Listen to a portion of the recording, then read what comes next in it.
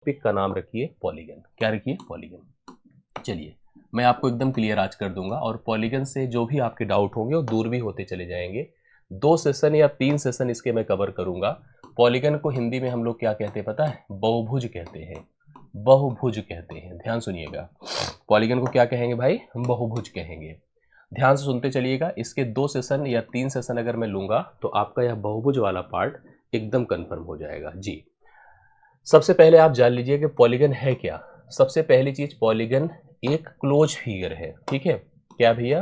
Closed figure है।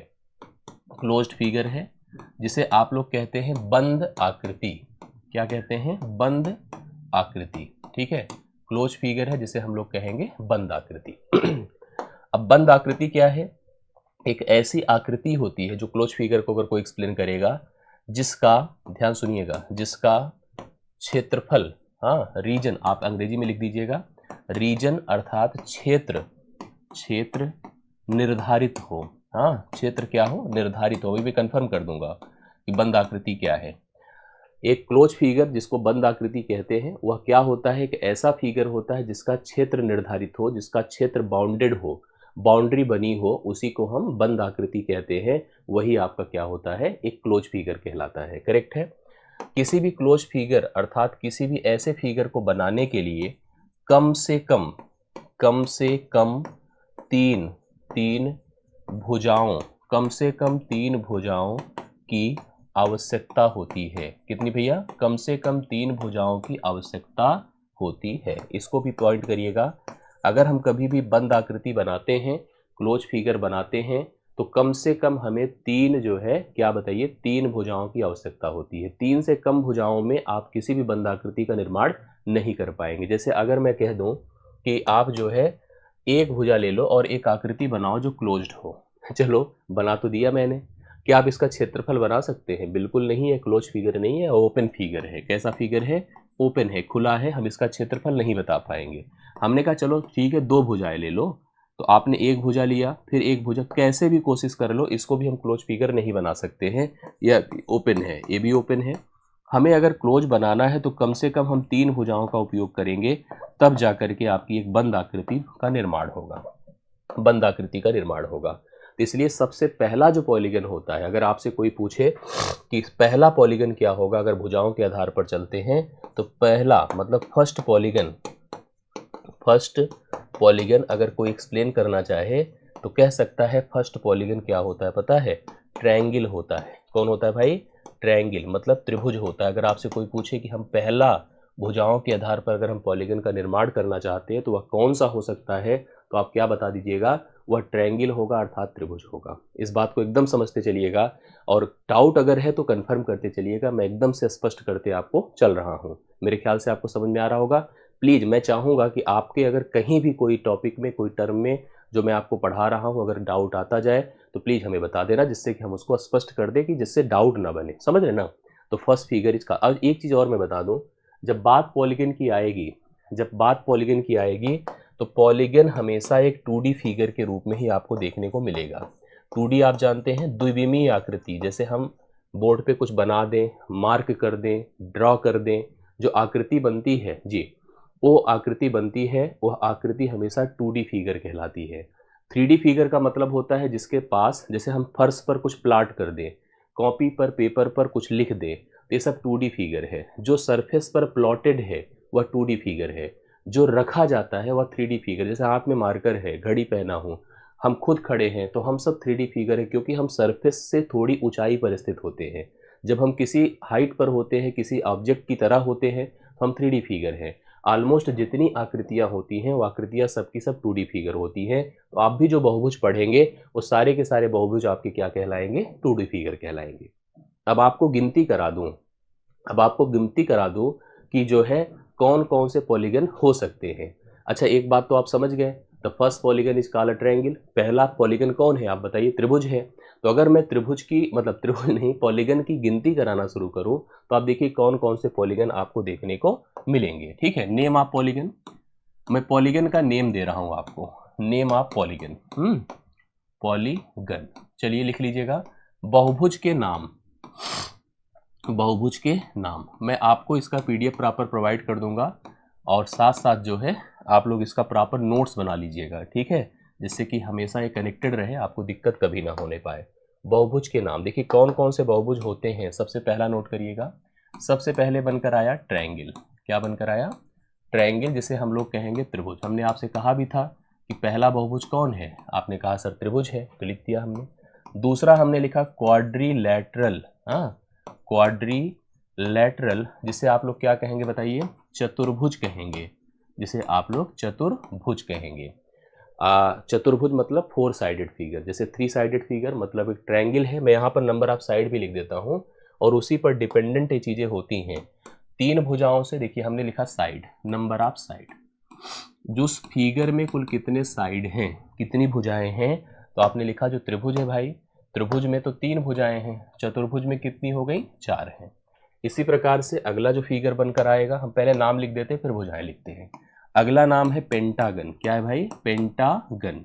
इसे हिंदी में कहते हैं पंचभुज। हाँ, पंचभुज, इसे पंचभुज कहेंगे। जहां पर मैं कहीं मिस्टेक करूं तो आप बताना, हालांकि मैं नहीं करूंगा, कोशिश करूंगा कि आप सब कुछ क्लियर आपको करूं। पंचभुज, ठीक है, ये देखिए पंचभुज। अगला होगा हेक्सागन।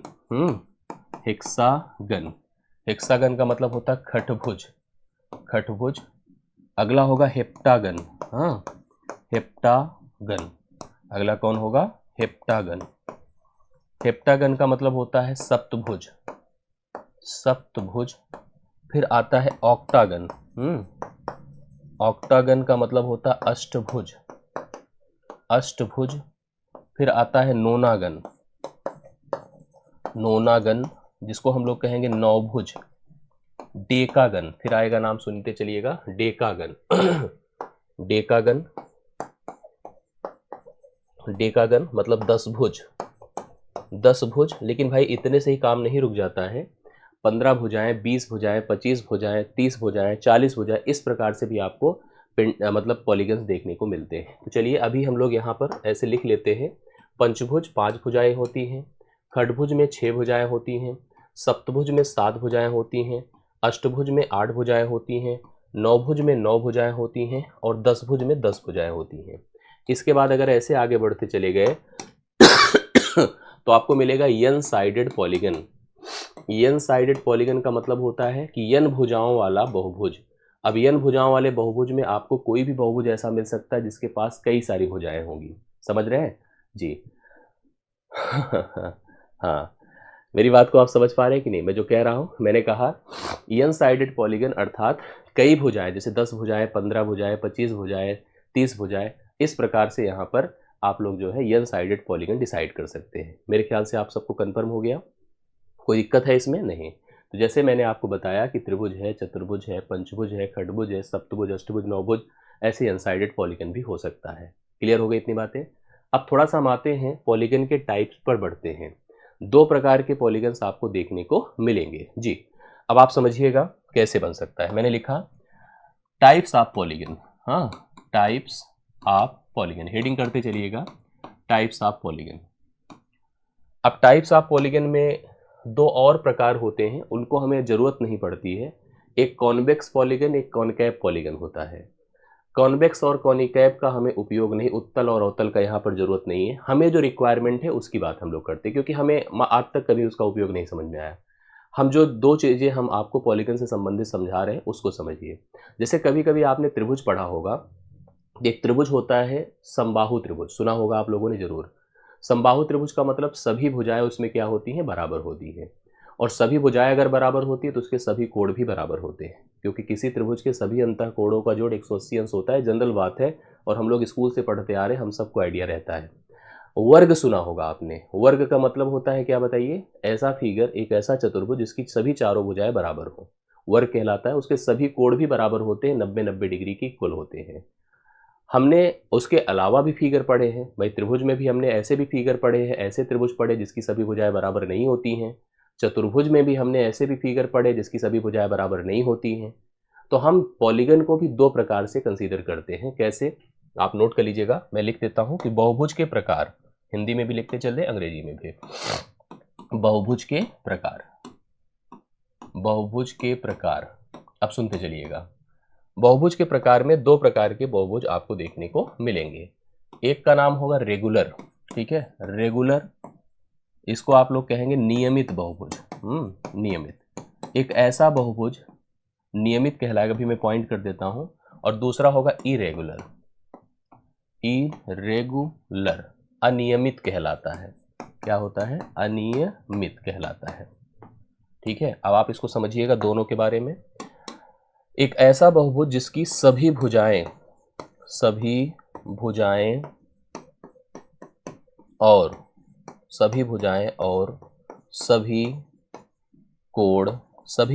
और सभी कोण समान हो, हाँ, सभी भुजाएं और सभी कोण समान हो, इसे हम नियमित के साथ साथ मैं आपको एक और नाम दे देता हूं, इसको समबहुभुज कहलाता है। आपने समबहुभुज कई बार हिंदी में सुना होगा, मतलब आप इसको जो रेगुलर कह रहे हैं ना, इसको आप समबहुभुज भी आप कह सकते हैं।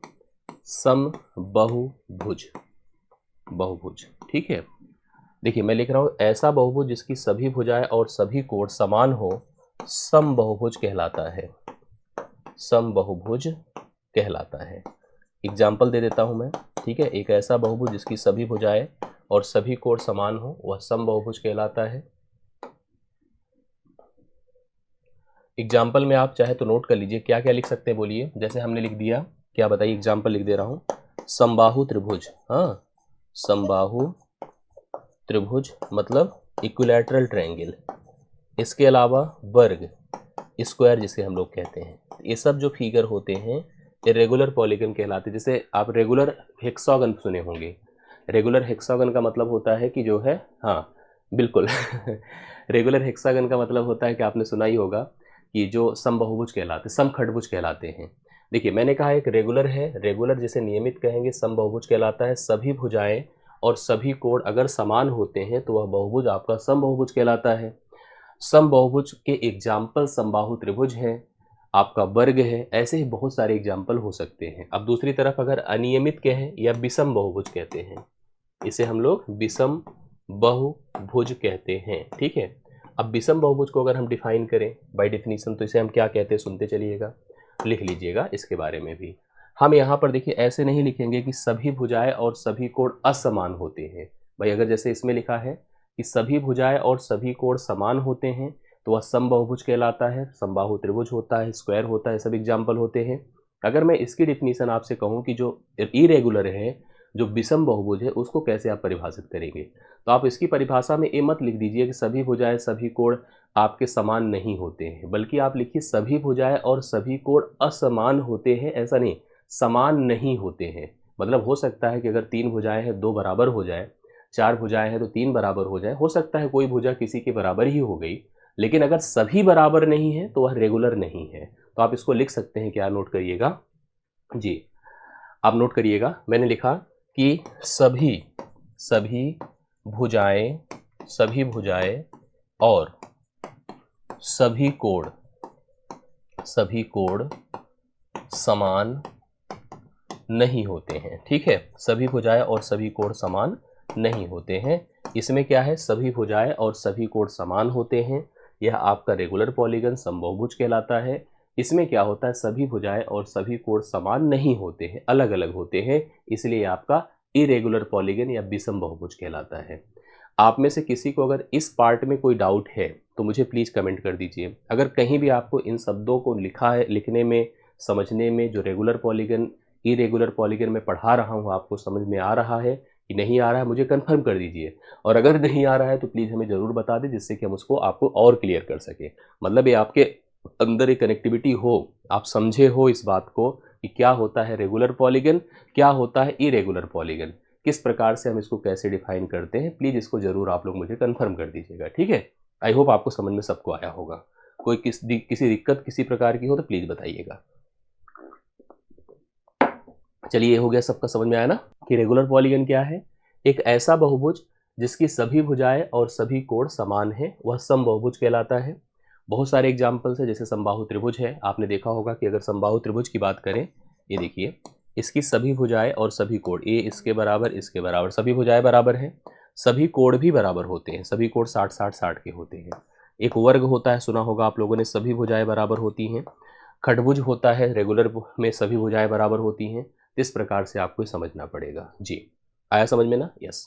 अब हम लोग देखिए जब आगे चलते हैं, आगे किसमें, बहुभुज को अब हम थोड़ा सा उसकी प्रॉपर्टीज पर काम करते हैं, उसके फैक्ट पर काम करते हैं। तो हमने लिखा, देखिए हेडिंग करिए आप सभी लोग, अबाउट पॉलीगन। हाँ लिखिए अबाउट पॉलीगन। पॉलीगन मतलब बहुभुज के बारे में, सुनते चलिएगा मैं जो बता रहा हूं, बहुभुज के बारे में, बहुभुज के बारे में सुनते चलिएगा, एकदम क्लियर होगा। भैया जब मैं बहुभुज केवल लिख रहा हूं ना, जब मैं केवल पॉलीगन लिख रहा हूं, तो उस पॉलीगन में दोनों पॉलीगन्स आएंगे। किस, कौन कौन से आएंगे? रेगुलर भी आएंगे। हाँ, मतलब जो मैं अब प्रॉपर्टी आपको लिखवाने चल रहा हूं, जो नियम बताने जा रहा हूं इन सब के बारे में, वो दोनों के ऊपर रहेगा। रेगुलर और इरेगुलर दोनों से रिलेट करेगा, ऐसा नहीं केवल एक से रिलेट करेगा, दोनों से। ये नियम दोनों में मान्य होंगे, अर्थात समबहुभुज और विषम बहुभुज दोनों के लिए मान्य होंगे। क्या होंगे नियम, आप सुनते चलिएगा।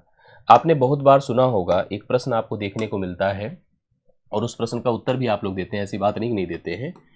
आपको कहा जाता है कोई 15 भुजाओं वाला पॉलीगन है। जी, कोई 15 भुजाओं वाला पॉलीगन है, बताओ उसके सभी अंतःकोणों का योग कितना है। चतुर्भुज का आप जानते ही हैं, खडभुज का आप जानते ही हैं, पंचभुज का शायद जानते हैं, त्रिभुज का आप जानते हैं। त्रिभुज के सभी अंतःकोणों का जोड़ क्या होता है, आपने क्या पढ़ा है बताइए? 180 अंश। चतुर्भुज चाहे जैसा हो, रेगुलर हो, इरेगुलर हो, कैसा भी हो, चतुर्भुज के सभी अंतःकोणों का जोड़ क्या होता है, आप जानते हैं 360 डिग्री होता है। कोई भी आकृति है, उसके सभी अंतःकोण, इंटीरियर एंगल जिसे हम लोग कहते हैं, उनके जोड़ की वैल्यू हम केवल याद करके रखें अच्छी बात नहीं है, हम उसको बाई प्रॉपर्टी समझें।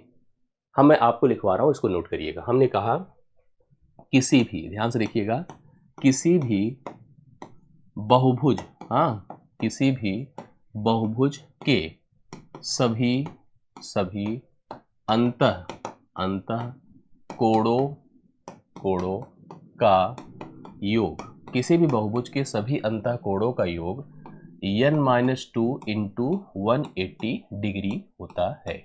इसको नोट करिएगा, किसी भी बहुभुज के सभी अंतःकोणों का जोड़ n-2 इंटू 180 डिग्री होता है। n क्या है, नोट करिए, n क्या है? भुजाओं की संख्या, भुजाओं की संख्या, ठीक है, भुजाओं की संख्या। जैसे अगर बात मैं करूं ट्रायंगल की, किसकी कह रहा हूं, ध्यान सुनिएगा। जैसे मैंने बात किया ट्रायंगल की, ट्रायंगल का मतलब क्या होता है? त्रिभुज। हमने लिखा त्रिभुज, ठीक है। त्रिभुज में कितनी साइड्स होती हैं आप सबको पता है? त्रिभुज में कितनी साइड्स होती हैं? n। आप सब जानते हैं कि इसके जो है भुजाओं, इसका कोणों का योग क्या होता है? 180। कैसे आता सुनिए, लिखा मैंने, किसी भी बहुभुज के सभी अंतःकोणों का जोड़ क्या होता है? n-2 into 180। तो हमने लिखा 3-2 इंटू 180। कितना हो गया भाई? 1 गुणे 180, अर्थात सभी अंतःकोणों का जोड़ कितना हो गया है? 180 डिग्री हो गया है। कितना हो गया? 180। किसी बहुभुज के सभी अंतःकोणों का जोड़ कितना होता है? n-2 इंटू 180 डिग्री होता है। इसको नोट करिएगा। ऐसे जैसे मान लीजिए मैंने क्वाड्रिलेटरल लिखा, क्वाड्रिलेटरल लिखा। क्वाड्रिलेटरल को आप लोग क्या कहते हैं? चतुर्भुज कहते हैं। चतुर्भुज कहिए। चतुर्भुज में साइड्स कितनी होती हैं? 4 होती हैं। आपको कोणों का योग भी पता होगा, 360 होता है। कैसे हम कर सकते हैं, देखिए, अगर हम उस फार्मूले का उपयोग करें, हमने लिखा 4-3, हाँ, n-2 लिखा है ना, n-2 मतलब 4-2 इंटू 180 कर दीजिए। तो यहाँ 2 बचेगा, 2 गुणे 180 कर दीजिए, तो आपको मिलेगा 360 डिग्री। चतुर्भुज के सभी अंतःकोणों का जोड़ कितना हो गया?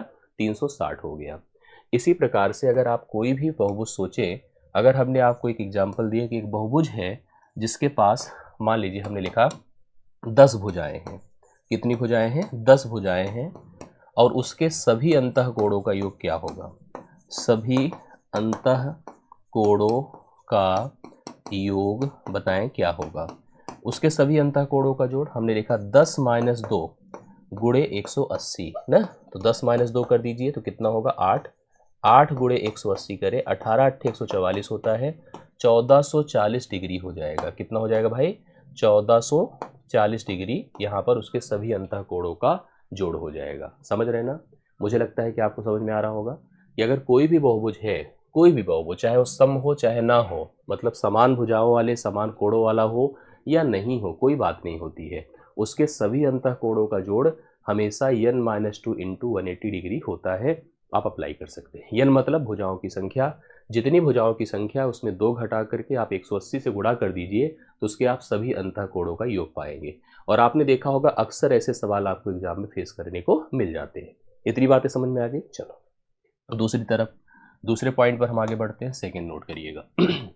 सेकंड नोट करिएगा, लिखा मैंने, किसी भी, ध्यान सुनिएगा, किसी भी बहुभुज, हाँ, किसी भी बहुभुज के सभी बाह्य, बाह्य मतलब एक्सटीरियर, बाह्य मतलब ये देखिए मैंने लिखा एक्सटीरियर एंगल, हाँ, बहिष्कोण इसे कहिए, बाह्य कोणों का, बाह्य कोणों का योग हमेशा, हमेशा 360 डिग्री होता है। कितना होता है बताइए? बाह्य कोणों का योग हमेशा 360 डिग्री होता है। किसी भी बहुभुज के सभी बाह्य, बाह्य मतलब एक्सटीरियर एंगल्स का सम हमेशा, चाहे वो कैसा भी बहुभुज हो, ठीक है, किसी भी बहुभुज के सभी बाह्य कोण अर्थात एक्सटीरियर एंगल्स अर्थात इनके कोणों का योग हमेशा 300। मैंने कहा ना, कोई भी कोई भी मतलब बहुभुज हो, त्रिभुज, चतुर्भुज, पंचभुज, खडभुज, कोई भी हो, उसके सभी बाह्य कोणों का योग कितना होता है? 360 डिग्री होता है। अब सुनिए, जैसे हम आपको दिखाएं त्रिभुज में, ऐसे आप एक त्रिभुज ले लें, ठीक है। अब त्रिभुज जैसा भी हो, कोई नहीं ऐसा कि सम ही हो, मतलब किसी भी प्रकार का त्रिभुज हो। आप सब जानते हैं कि त्रिभुज के जो है सभी अंतःकोणों का जोड़ कितना होता है? 180 अंश होता है। हम कोई भी कोण ऐसे जनरल कर देते हैं, जैसे कि हमने आपको बताया कि अगर मान लीजिए यह है आपका 80 डिग्री है, ध्यान सुनते चलिएगा, ये आपका 60 डिग्री है और ये आपका 40 डिग्री है। भाई जुड़ करके 180 होना चाहिए, 80 60 140, 40 180 हुआ। मेरी बात समझ पा रहे हैं ना आप लोग? देखिए ध्यान सुनिएगा, ये देखिए मैंने एक त्रिभुज बनाया, त्रिभुज का नाम आपका क्या है? ABC है। और हमने क्या किया कि इसके सभी अंतःकोण हमने मेंशन किए, अपने से एक त्रिभुज हमने जनरेट कर दिया, उसके अंतःकोणों को हमने 80 60 40 बना दिया। अब अगर हम बाह्य कोणों की बात करें, ठीक है, बाह्य कोणों की बात करें, ए बढ़ा, ए बढ़ा और ए बढ़ा, तो बाह्य कोण का मतलब ही होता है कि आपके साथ क्या हो रहा है, किस प्रकार से यहाँ पर कनेक्टेड एंगल्स जनरेट हो रहे हैं। एक जानकारी आपको होनी चाहिए, वो आपको कंफर्म हो कि अगर कोई एक सरल रेखा है, उस सरल रेखा के किसी बिंदु की बात करें, अगर एक लाइन यहाँ पर आकर मीट कर रही है, तो ये दोनों लीनियर पेयर जनरेट करते हैं। यहाँ पर अगर एक कोण अल्फा है, दूसरा कोण बीटा है, तो ध्यान रखिएगा अल्फा प्लस बीटा हमेशा 180 डिग्री के बराबर होता है। इसे हम लीनियर पेयर अर्थात हम रेखीय युग्म कहते हैं। यहाँ भी अगर देखिए तो आपको समझ में आएगा कि यहाँ पर अगर यह 80 है तो यहाँ आपका कोण कितना हो जाएगा? 100 डिग्री हो जाएगा। बोलिए कैसे? क्योंकि जुड़कर 180 होना चाहिए। समझते हैं ना? यस। इसके अलावा सोचिए, अगर यह 60 है, अगर यह 60 है, हाँ, तो यह जुड़कर मतलब यह कितना होना चाहिए? 120 होना चाहिए, क्योंकि जो है आपका यह जुड़कर 180 हो जाए। इसी प्रकार से अगर यह 40 है तो यह 140 होना चाहिए, क्योंकि जुड़कर 180 हो जाए। अब तीनों बहिष्कोणों को थोड़ा जोड़िए, तीनों बहिष्कोणों को जोड़िए। 100 मैं प्रूव कर रहा हूँ, 100 प्लस 120 प्लस 140, थोड़ा जोड़ के देखिएगा, 360 के बराबर हुआ। मेरा ये कहना है कि वो केवल त्रिभुज ही नहीं, कोई भी होगा, समझ रहे ना, कोई भी चतुर्भुज हो, पंचभुज हो, खडभुज हो, मतलब किसी भी प्रकार की आकृति होगी, तो हर स्थिति में इन सभी बहिष्कोणों का जोड़ हमेशा 360। इसलिए मैंने पॉइंट कर दिया, किसी भी बहुभुज के सभी बाह्य एक्सटीरियर एंगल्स मतलब बहिष्कोणों का जो जोड़ होगा हमेशा क्या होगा बताएं? 360 डिग्री के बराबर। इसको जरूर लिख लीजिएगा आप सभी लोग, सभी बहिष्कोणों का जोड़ 360। अब ये जरूरी नहीं केवल त्रिभुज में ही, आप चतुर्भुज ले लो, पंचभुज ले लो, खडभुज ले लो। जैसे मैंने कहा कि एक ऐसी आकृति है जिसमें 25 साइड्स हैं, 25 भुजाएं हैं, उसके सभी बहिष्कोणों का जोड़ क्या होगा? आप लिख दो 360 डिग्री। कोई ऐसी आकृति है जिसमें मान लीजिए 100 भुजाएं हैं, उसके सभी बहिष्कोणों का जोड़ क्या होगा? लिख दीजिए 360 डिग्री, बिना किसी कंफ्यूजन, बिना किसी हेजिटेशन के आप लिख सकते हैं। कोई भी बहुभुज होगा, कोई भी अनसाइडेड फिगर होगा, उसके सभी बहिष्कोणों का जोड़ हमेशा 360 डिग्री होगा। क्या मेरी बात से सहमत है कि नहीं? आप लोग कंफर्म कर दीजिएगा, जिससे कि हम भी डाउट ना रहे, आपको समझ में बातें आ गई ना जी। आप और भी कोई आकृति उठा ले, जैसे एक चतुर्भुज उठा लीजिए, तो आपको और स्पष्ट हो जाएगा। देखिए मैंने एक चतुर्भुज ले लिया, मैं कोई रेगुलर नहीं ले रहा हूँ, मैं ऐसे जनरल ले रहा हूँ। मैंने ऐसे कहा कि ऐसे ले लेते हैं, ऐसा एक लीजिएगा बस, हाँ, कोणों का जोड़ 360 है, ऐसा लीजिएगा। जैसे मैंने इसको कह दिया कि मान लीजिए आपका 80 डिग्री है, ये मैंने लिख दिया यहाँ पर 100 डिग्री है, ये मैंने लिख दिया यहाँ पर 90 मतलब भाई ये मैंने लिख दिया यहाँ पर 120 डिग्री है और ये है आपका 60 डिग्री। इस प्रकार से है। जोड़ के देख लीजिएगा, सभी कोणों का जोड़ 360 हो रहा है। अब थोड़ा बहिष्ठ कोणों की बात करिए। देखिए बहिष्ठ कोण कैसे जनरेट होंगे। ए बढ़ा दे, ए बढ़ा दे, ए बढ़ा दे, कहीं भी बढ़ा दे तो बढ़ाने से बहिष्ठ कोण जनरेट होता है। कैसे होगा जी, बिल्कुल आप इसको देखिए, लीनियर पेयर के हिसाब से अगर 100 है तो यह 80 होगा, यह 80 है तो 100 होगा, 80 है तो 100 होगा, 60 है तो 120 होगा, हाँ 120 है तो 60 होगा। अब आप सभी को जोड़ के देखिए, जो बहिष आए हैं, बहिष कोण 80 है, 100 है, 120 है और 60 है। जोड़ के देखिए सभी का जोड़ कितना हो जाएगा बताएं, 360 होगा।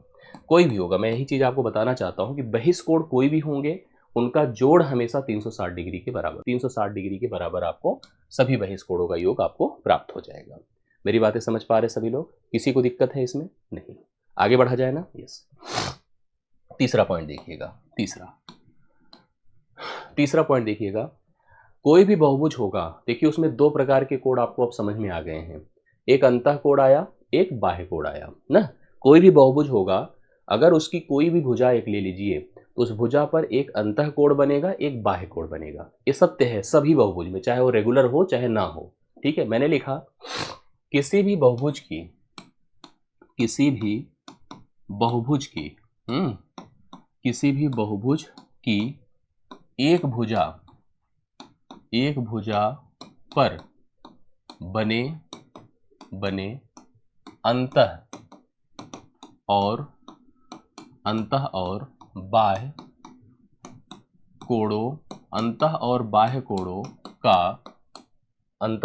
कोणों का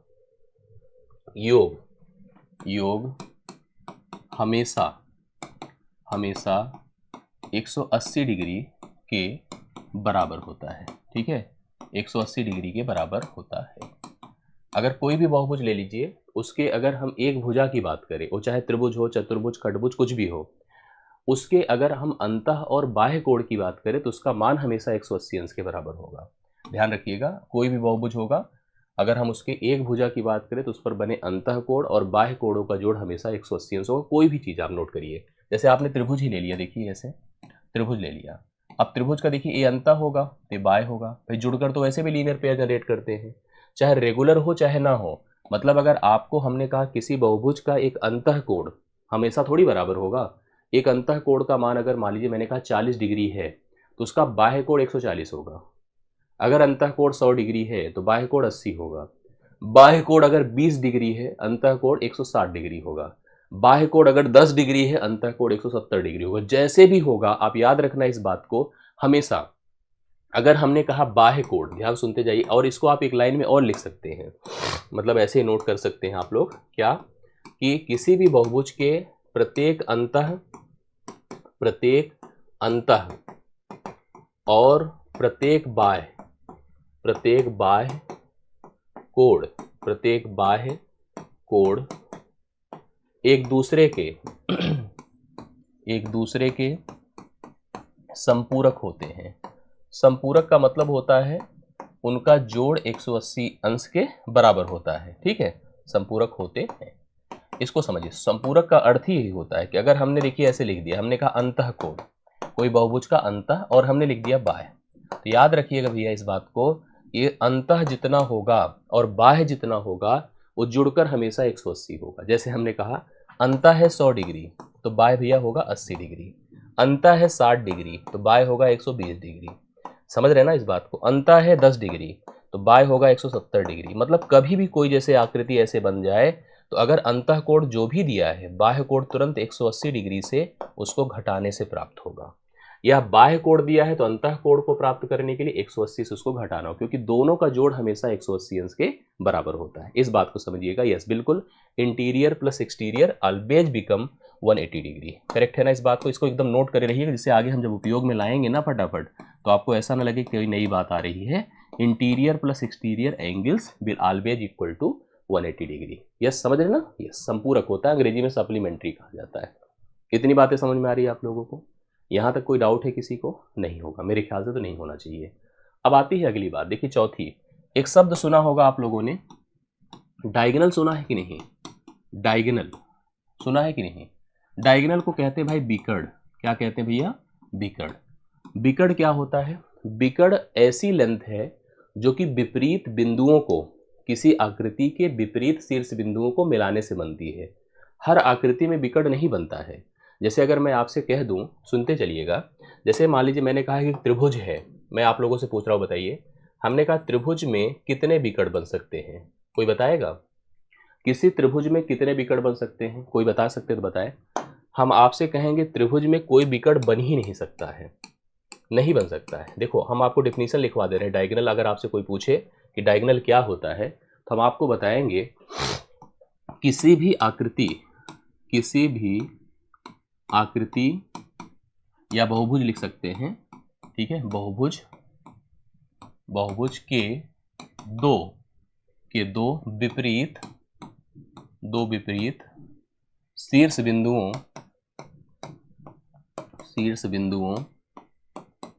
को मिलाने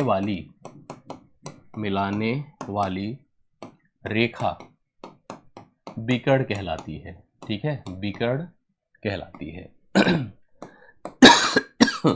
बिकड़ कहलाती है। इसका मतलब त्रिभुज से तो कोई बिकड़ पॉसिबल नहीं है।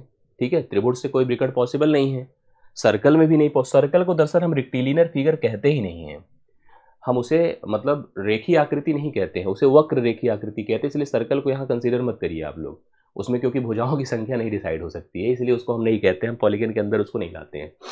मैंने कहा किसी भी आकृति मतलब बहुभुज के दो विपरीत शीर्ष बिंदुओं को मिलाने से जो रेखा प्राप्त होती है वही बिकड़ अर्थात डायगोनल कहलाती। अब जैसे त्रिभुज है तो हम आपसे कहते हैं कि दो विपरीत शीर्ष बिंदु मिलाइए, बताइए मिला के। अब सारे शीर्ष बिंदु तो एक दूसरे से जुड़े हुए हैं, आप विपरीत कोई पाएंगे नहीं तो कहाँ से बिकड़ बन पाएगा? हाँ, जब यही चतुर्भुज बन जाए तो चतुर्भुज में आपको विपरीत शीर्ष बिंदु मिलेंगे। जैसे देखो ए इसके साथ संलग्न है, साथ में जुड़ा है, एडजेसेंट है, बट यह इसके साथ यहाँ पर विपरीत है, एक डायगोनल बना। यह भी इसके साथ विपरीत है तो यह भी एक डायगोनल दे देगा। अर्थात अगर चतुर्भुज की बात करते हैं तो चतुर्भुज में दो बिकड़ बनकर आए। ऐसे अगर पंचभुज एक आकृति बनी, ध्यान सुनिएगा, एक पंचभुज देखिए ऐसे आकृति बनी। अब इसमें अगर हम बिकड़ों की बात करें तो बिकड़ देखिए कैसे। अब भाई ये सब बिना शीर्ष बिंदु के तो कोई आकृति बनती नहीं है, सबसे पहले बिंदु ही होता, तब उसको बिंदु को बिंदु से मिलाने से रेखा बनती है। अब अगर हम बिकड़ बनाएं, देखिए सबसे पहले इसको इससे मिलाया, विपरीत मिलाना है आपको, याद रखिए इस चीज को। इसको इससे मिलाया पहला बिकड़, इसको इससे मिलाया दूसरा बिकड़, इसको इससे मिलाया तीसरा बिकड़, इसको इससे मिलाया चौथा, और इसको इससे मिलाया पांचवा। तो कुल कितने बिकड़ बने? 5। मुझे समझ में आप क्लियर हो रहा है ना? अब लेकिन हमसे जो सवाल पूछा जाएगा उसको लिखिएगा, पूछा जाएगा पक्का, ध्यान रखिएगा। किसी भी, ध्यान सुनिएगा, किसी भी बहुभुज में बिकड़ों की संख्या त्रिभुज में नहीं बनेगा, बाकी में बनेगा, हमेशा n into n minus 3 divide by 2 होती है। ठीक है, n भुजाओं की संख्या है। जैसे मान लीजिए हमने कहा चतुर्भुज, आपने नोटिस किया चतुर्भुज में कितने बिकड़ बने हैं, आप चेक कर लीजिए। चतुर्भुज में 2 बिकड़ बने हैं। अगर हम इस सूत्र पर रखें तो भाई चतुर्भुज में n का मान कितना है? 4 है, भुजाएं 4 हैं। रख कर देखिए क्या 2 ही बने हैं? चेक करते हैं। 4 गुणे 4 माइनस 3 बटे 2 करिए, 2 दूना 4 होता है, 4 से 3 घटा 1 होता है, 2 गुणे 1, कितने बिकड़ बने? 2। अब पंचभुज में कितने बिकड़ बने हैं? 5। कैसे बने चेक करिए थोड़ा सा। पंचभुज में भुजाओं की संख्या 5 है, इस सूत्र पर रखकर देखिए, 5 गुणे 5 माइनस 3 बटे 2, तो ये हो गया 5 गुणे 2 बटे 2। देखिए 2 2 से कटा तो कितनी भुजाएं, कितने बिकड़ आए? 5। पंचभुज में 5 बिकड़ आए। इस प्रकार से अगर कोई भी आकृति हम आपको दे दे, जैसे खडभुज है, ध्यान सुनते चलिएगा। जैसे मान लीजिए मैंने कहा खडभुज है, खडभुज जिसे आप हेक्सागन कह रहे हैं, क्या कह रहे हैं? हेक्सागन खडभुज ही कहलाता है ना। कितनी भुजाएं होती बताइए? 6 होती है ना, आपको पता है 6 होती है। अब आप मुझे बताइए क्या खडभुज में अगर हम आपसे पूछे कितने बिकड़ बनेंगे, थोड़ा बना के देखते हैं, फिर हम आपको सूत्र पर समझाते हैं। ऐसे देख लीजिए, मैं आपको दिखाता हूं। खडभुज में भुजाओं की संख्या 6 है, तो नंबर ऑफ डायगोनल अगर हम आपसे पूछें तो आप बताइए कितने बनेंगे? तो आप कहोगे सर 6 गुणे 6 माइनस 3 बटे 2, यही होगा ना। तो 6 गुणे 3 होगा बटे 2, अर्थात 2 तिया 6, 3 तिया 9, 9 बिकड़ बनेंगे टोटल। कितने बनेंगे? 9 बिकड़ बनेंगे। समझ रहे हैं ना? यस फार्मूला लगाइए बिल्कुल। छोटे के लिए भी आप बहुत ज़्यादा मत देखिए, छोटे का मतलब कुछ तो याद ही है, वर्ग का तो याद ही है आपको। वैसे भी कितने बिगड़, बाकियों के लिए भाई आपको करना पड़ेगा। अब एक खडभुज मैं बना रहा हूँ, ध्यान सुनते चलिएगा।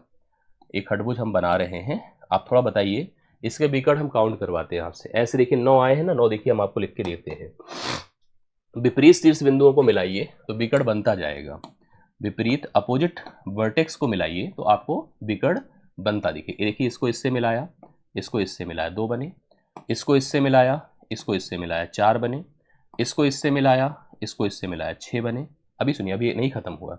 इसको इससे मिलाइए, इसको इससे मिलाइए, कितने बने? 8। अभी कुछ बचा है क्या? हाँ बचा होगा। देखो कितने बन गए, 2 2 4। अब पूरा एक बार चेक कर लो। हमने जैसे जो मिलाना चाहा उसको हम मिलाते चले। अभी देखो एक चीज़ और हम लोग कर सकते हैं, इसको इससे मिला सकते हैं ना। देखिए हमने कितना काउंट कर लिया, पहले सोचिए। इसको इससे मिलाया, इसको इससे मिलाया, 2 बने, ठीक है। इसको इससे मिलाया, इसको इससे मिलाया, 2 2 4 हो गए। इसको मिलाया 6 हो गए। अभी इसको मिलाया और इसको मिलाया 8 हो गए, और फाइनली इसको इससे मिला दें 9 हो गए। टोटल 9 बिगड़ आपको देखने को मिला है, व्यंजन रिंग बन गई। हाँ, इस प्रकार से 9 बिगड़ आपको देखने को मिल गए। तो यहाँ से हम आपको समझ पाते हैं कि अगर कोई भी बहुभुज होगा, कितनी भी भुजाएं होंगी, उसके नंबर ऑफ डायगोनल्स को हम काउंट कर सकते हैं। आशा करता हूँ समझ में आ रहा होगा। एक बार सभी लोग कंफर्म कर दीजिएगा। किसी को डाउट हो तो प्लीज़ बताइएगा। ये हो गया एक कॉन्सेप्ट जो कि अबाउट पॉलीगन था। इसमें सभी पॉलीगन समाये थे, मतलब ये पॉलीगन आपका रेगुलर भी था, नहीं भी रेगुलर था, किसी भी प्रकार की बात है जी। तो इस हिसाब से मेरे ख्याल से आपको समझ में आया होगा। अब हम इसको यहीं रोकेंगे आज, ठीक है, इसको यहीं रोकेंगे। अब अगली क्लास में हम क्या करेंगे पता है? अगली क्लास में हम आपको बताएंगे रेगुलर पॉलीगन के कुछ नियमों के बारे में। उसके बाद हम सीट आपका सोल्यूशन सॉल्व कराएंगे और परसों तक यह टॉपिक आपकी डन हो जाएगी। एक बार सभी लोग कंफर्म कर दें, समझ में सबको आ गया कि नहीं जी? हाँ, समझ में सबको आ गया। किसी को डाउट हो तो प्लीज़ बताइएगा। यहाँ तक जितना पढ़ाया वो कंफर्म हुआ, और विश्वास मानिए कल तक एकदम फाइनल डन हो जाएगा, बहुत अच्छे से क्लियर हो जाएगा। आज इतना करिए। एक मैं आप लोगों से रिक्वेस्ट करूँगा कि अभी 8 बजे से आज एक टॉप 50 में कराने जा रहा हूँ सीटेट के लिए ना। सीटेट के लिए आप लोग जो है उसका अभी लिंक मिल जाएगा आपको। आप उस क्लास को ज़रूर ज्वाइन करिए। जो भी सीटेट के सदस्य हैं उनके लिए ज़रूरी है। आप उस क्लास को 50 उन प्रश्नों को महत्वपूर्ण मेरे साथ जुड़कर देखिए। मैं भरोसा दिलाता हूँ कि अगर सीटेट का एग्ज़ाम जिसका है उसके लिए काफ़ी बेनिफिशियल रहेगा। बहुत बहुत धन्यवाद। Thank you so much. हम मिलते हैं अगली क्लास में। Thank you so much. Thank you so much.